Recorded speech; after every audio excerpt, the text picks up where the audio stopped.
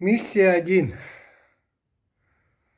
Ну что это? Миссия власти и одиночества называется.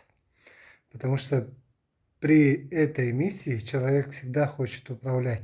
Человек всегда хочет, чтобы было по его желанию, по его хотению. Человек с этой миссией никакие советы не слышит, не воспринимает.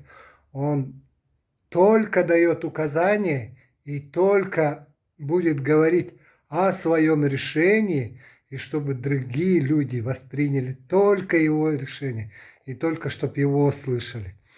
И почему одиночество? Потому что ему все время тут светит, что он хочет остаться всегда один. И поэтому эти люди разводятся часто. Поэтому чаще всего умирают одни.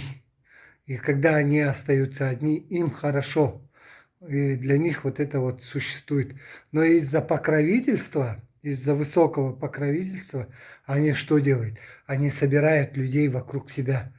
Но если они только в этом случае, если их слушаются миссию один. Но если не слушается, то их с этой команды просто человека выгоняют и забывает про этого человека. Человек становится врагом.